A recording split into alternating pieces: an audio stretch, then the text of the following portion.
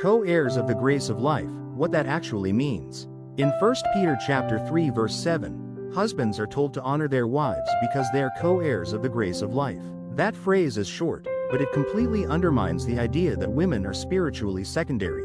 A co-heir is someone who shares the same inheritance, not a lesser portion, not access through someone else. The same standing, the same promise, the same relationship with God.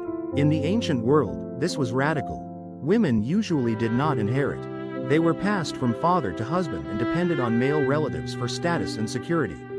Peter deliberately uses inheritance language to say, in God's kingdom, a wife does not receive grace through her husband. She receives it directly from God. That means her spiritual worth, authority, and dignity do not depend on marriage, gender, or obedience to a man. She stands before God in her own right.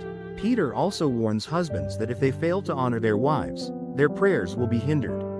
In other words, mistreating a wife doesn't strengthen a man's authority, it breaks it. Spiritual leadership is not about control, it's about accountability. Because of that, submission in marriage can never be absolute. A wife cannot be required to submit to sin, abuse, coercion, dehumanization, or anything that violates her conscience before God. Why? Because submission never outranks obedience to God. Acts says, we must obey God rather than human beings. That applies inside marriage too. That means spiritual authority does not flow through dominance. It collapses under mistreatment, because power is judged more strictly than submission. So submission, biblically, is voluntary, not forced. Relational, not hierarchical. Conditional, not unlimited. Always bounded by faithfulness to God. Calling wives co-heirs reframes marriage completely. The husband is not a gatekeeper to God. The wife is not a subordinate in the spiritual life. They stand side by side, both answerable to God, both recipients of grace. So this verse isn't a soft sentiment. It's a correction.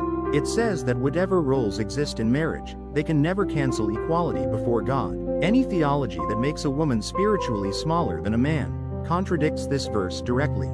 Biblically speaking, marriage is not one person leading another toward God. It is two people walking toward God together, holding the same inheritance, under the same grace.